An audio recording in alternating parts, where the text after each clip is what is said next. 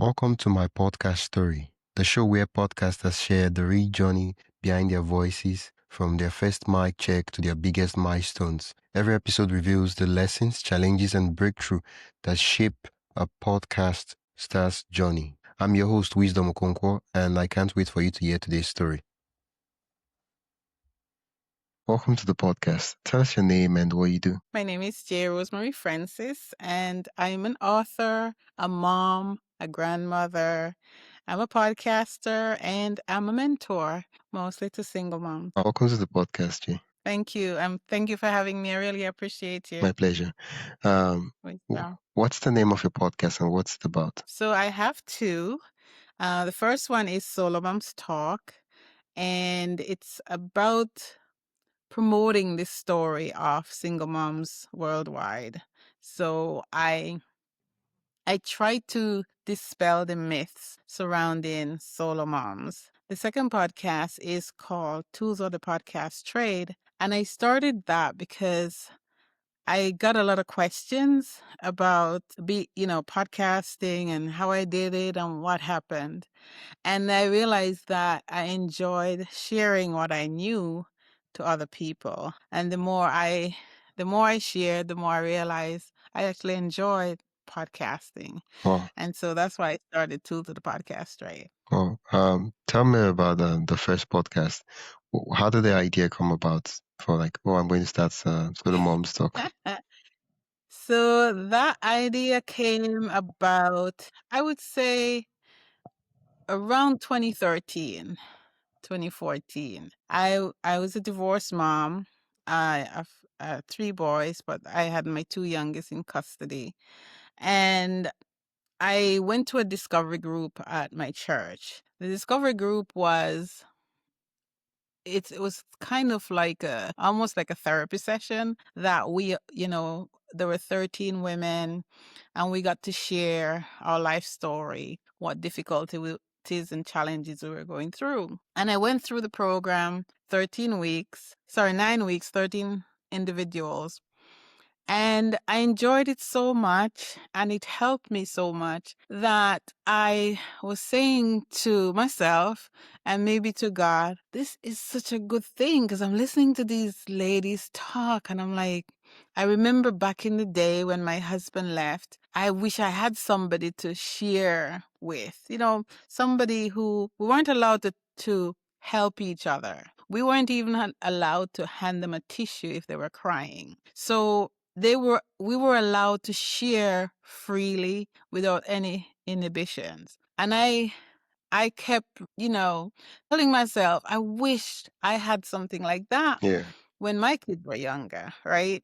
And the more I went through the program, the more I kept saying that to myself, because one of the things I discovered was that even though I was a Christian, I've been a Christian since I was 17, my relationship with God has been turbulent. I was like the problem teen all my life, Yeah. And I imagine if I had a real father, that's what, I would be the problematic teen all my life, right? Yeah. But so I figured out that God was my father. He wasn't just this judge or, creator, all powerful creator. He was those things, or is those things, but he was also a gentle, loving father that loved me. Yeah. Right? And that realization was cemented when I read the Bible. And I discovered God's goodness. I discovered that even though I wasn't perfect, I'd made bad decisions, I'd done so many things that I was ashamed of. Like a lot of single moms, we carry a lot of shame. And reading those few books of the Bible taught me a lot about who God is. Right? And And I remember realizing that he wasn't this person. You know, when you're in church and you're a young lady, everybody's trying to tell you which road to travel, Yeah. how to dress, what to look like, you know, how to speak to people. You know, you can't be seen in the company of a young man because you must be up to something. You know, just all these things, right? So I grew up with all that in my head, and it was very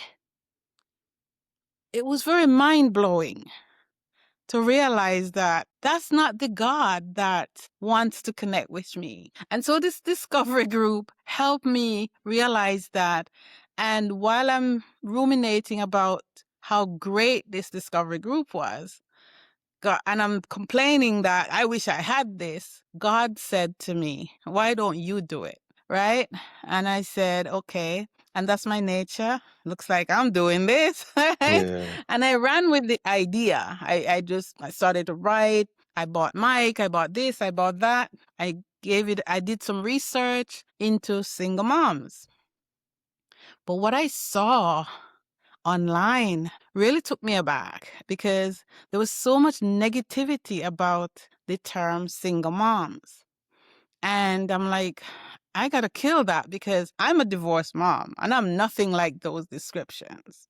Right. And so after I went through the planning stages and decided, you know, this is what I'm going to do, Yeah. I still couldn't do it.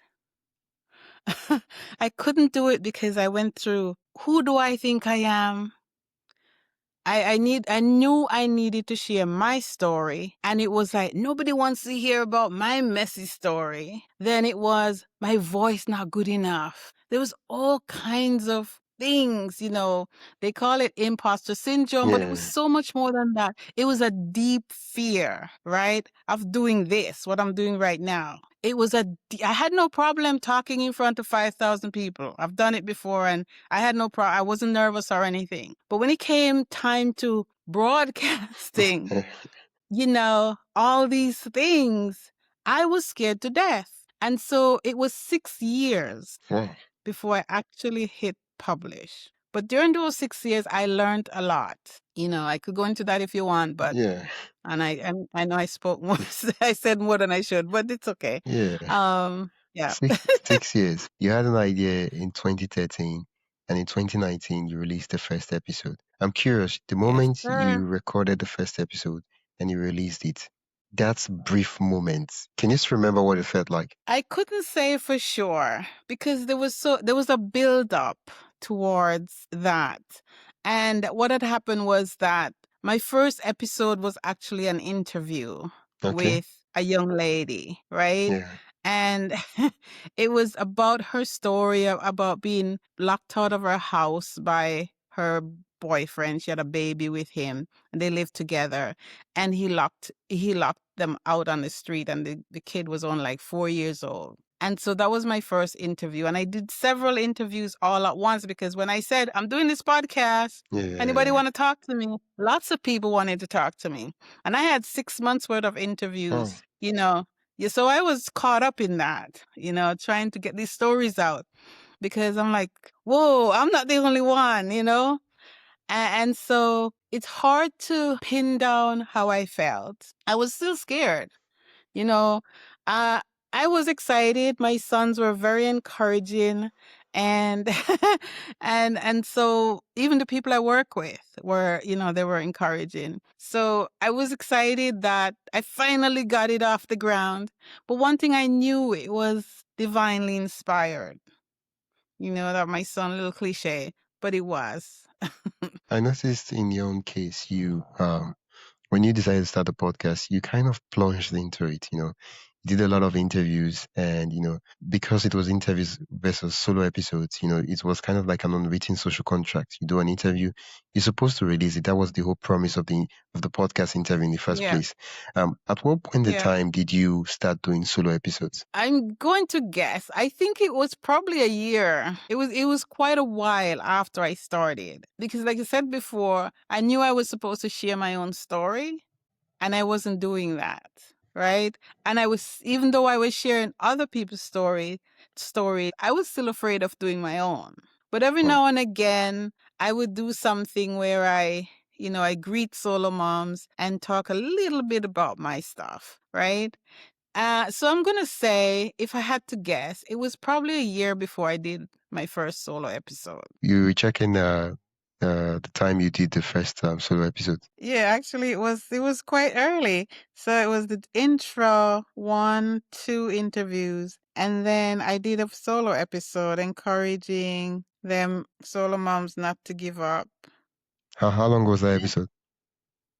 The 7 minutes. Oh, okay. And then I did 1, 2, 3 interviews, and I did another Your Story Matters. That was 11 minutes. And after that, I did another one, More of My Story, 14 minutes. So I did a couple. Yeah. Didn't even realize it. Yeah, I should go back through these. Yeah. Wow. Wow. But you started in 2019. The podcast is going on to 7 years. That's a long time. Mm-hmm. Yeah, Congratulations. thank you. And there are quite a few times I said, do I really want to do this? But I just don't see any reason to stop doing it.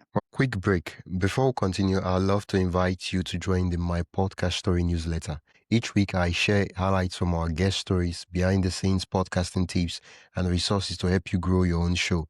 You can sign up at mypodcaststory.com/join. That is mypodcaststory.com/join. Now, let's get back to the episode. Wow, okay. Your other podcast is called Tools of the Trade. I'm curious. Tools of the podcast trade. Tools of the podcast trade. Why do I? Because every time I see podcast in the name of a podcast, my first instinct is to remove the podcast from the name. So forgive me for that. No, that's okay. You know why I corrected you? There's actually another podcast called Tools of the Trade podcast, and Oh it's wow, about tools. Trade, yeah, so yeah. yeah. Tools of the podcast trade. At what point in time did you feel comfortable starting a podcast, sharing tools of the podcast in the industry when you Great. just started your podcast? I felt comfortable off the bat. Like I said, what happened was when I was doing Solomon's talk was I joined Podcasters Paradise, which is a community started by John Lee Dumas of Okay. Entrepreneur on Fire. And he paired me with someone who wanted to start a podcast. And we kind of co-mentored each other. But because I was doing it, I knew a lot more about, and not only just doing it, I had spent 6 years learning podcasting. Yeah. And so he had a lot more questions and I had a lot more answers. And so that's when I realized, I know this stuff, I know all about, at that point, starting a podcast, right? And then I moved to Canada for a little while. And while I was there, I started a podcast club and I was mentoring people through the club. So that's when I started Tools of the Podcast Trade, because I'm like, why don't I just record it so people could hear it? And that podcast as well attracted a lot of guests as well. So Well, tell me about this club. Is the club still ongoing? no, because I'm no longer What in happened? Canada. But yes, I kind of wish I'd kept it going. But it was called the New West Podcasters Club. I was in New Westminster, Canada, and I just just said, "Hey, I want to hear what other people are saying and what they're doing." And I just went on Meetup and started this club. And within a week or two, I had like 40 something people on it. Wow. Yes, Was it and online through it, or in person? it was online. Okay. And even through it, I got an offer to do a podcast presentation from the library, the local Wow. library. So yeah, it was pretty big. And I realized that I was onto something because I really loved it. The problem was, and I wrote an article about this on LinkedIn, is that that's not. I was listening to a preacher the other day, and he was saying that when God promises you Isaac, don't go make an Ishmael. And I felt like Tools of the Podcast Trade, even though it was something good. I mean, I think I had 129 episodes, tons of guests. It was my Ishmael. It wasn't the promise. Oh, And so I had to go back to my first love, which was, Solomon's. Solomon. Yeah. Yeah. So, yeah. Wow. I love metaphors. Yeah. uh, okay. I'd love for you to walk us through how an idea goes from idea to eventually become a published episode. What are the apps, the tools, the workflows you use to create an episode, the behind the scenes? So if we're talking about Solomon's talk, Yeah. I I never run out of ideas Okay. because it's my lived experience, right?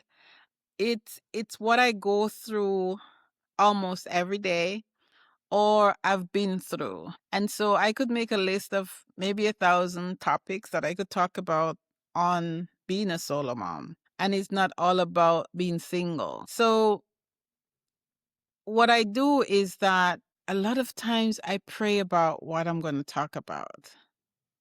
Or if the idea comes to me, I ask the Father, does that sound like something that I should talk about or we should talk about? But most times it's driven by the guest. The topic is driven by the guest. So if they come in and talk about domestic abuse or grief, losing their spouse or having an addicted child, then that's the topic we deal with, right? So that's really how it's like what they call on Wall Street making sausage. I see a lot of people online, trying to get podcasting process into a neat little package. And it's not always that simple, right? It's a real messy process. But what comes out at the end is usually what someone is searching for. And that's all I'm concerned about, really. That at the end of it, there's a light and someone is guided by that light to where they need to be. Oh, I mean, there's a trend now that's AI. Any tools or apps you feel you recommend? I recommend, well, there are a couple of them that I recommend. Of course, Riverside. I've been using them for years. Okay. And yes, they keep adding all these features that I really enjoy. But I also use a tool called Capshow. I don't use it anymore, but I used to use it because you used to take your videos and split it up, and then it would create social media posts out of the video or whatever you uploaded. What I'm using right now is NotebookLM from with Google. So it's a Yeah. Google Pro feature. And you can upload anything of your own, your podcast, your podcast, video, audio. I uploaded my devotional, and Yeah. it will break down what you've done. It give you what they call a deep dive into the topic. And that helps me to understand how the audience might view what I say. And the way it helps me more than anything is if he says something, I said, but that's not what I wanted to say. Then I know I have to go back and tweak what I wrote or said or recorded. So NotebookLM is really good for that. And then you can ask it to write reports, different reports, a blog post or anything based on your source and your source material. So this isn't like AI writing. This is AI writing your stuff, right? Does that make sense? I Yeah. also use Gemini a lot, Nana Banana, because I love to do images and I find it very good. I've been using Canva ever since I started. Canva is one of my go-to tools for creating almost everything outside of Gemini and Notebook. Oh, But yeah, those are the things I use right now. thank you for the recommendations. There's a Hmm. question I ask every guest, and that is, does the podcast make money? Nope, my podcast doesn't make any money. Wow. Okay. Are there any plans to make money? It's just intentional. So when I started it, I had no plans to make money. As a matter of fact, John Lee Dumas had recommended me to a coach who was going to teach me how to make money with my podcast. And I said to him, I'm not in this to make money. I just want to do this podcast. And he wouldn't coach me because I told him that. For years, I I never thought anything about it. I was working full time, and money wasn't an issue for me, right, regarding the podcast. But I can see why it's necessary, Okay. because really and truly, you don't want to take money. You don't want to take money out your personal budget to fund a business venture, right? Yeah. Even though I never saw it as a business. And it really wasn't until I wrote the book, the devotional, that I actually started to see this as a business. And so I expect I will be making some money What changed eventually. when you wrote the book? So when I wrote the book, I realized that it's not, I wasn't just playing house, so to speak. That if this book was going to reach the people it needed to reach, I had to sell it, Wow. right? So that's what I'm doing. I'm selling the book. But I never thought of selling the podcast. And I've been asked Yeah. by a lot of people in the podcasting world, because the tools of the podcast trade was getting out there, and I was talking to a lot of the indie podcasters in the industry. And a lot of them were asking me, why aren't you coaching? Because, I knew this stuff's. And I'm like, it was just easy to just tell somebody they wanted to do this. I Yeah. said, this is how you do it. And I moved on. So now I think differently now. I'm curious, how have you grown the podcast? You've been doing this for 6 years. I know you said you didn't think of selling the podcast, but how did you get the word out there? How did you get your first sets of listeners? I think mostly because I was interviewing guests. So they were sharing the podcast. I was posting on Facebook and Instagram. I have like 1,100 posts on Instagram, and that's Oh, all the podcast. That's just one podcast. And that's from Solo Moms Talk, and that was my promotion. I also have a YouTube channel, which it's not, it's just there, right? yeah. So I promote mostly by going on social, talking about it, or the guests would promote it. And I also, most people I talk to in real life, I, the podcast always comes up, so they'll go and check it out and share it. So Oh, yeah.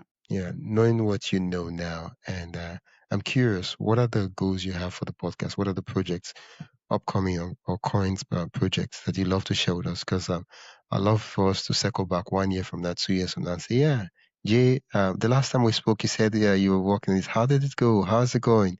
I'd love to see how that conversation turns out.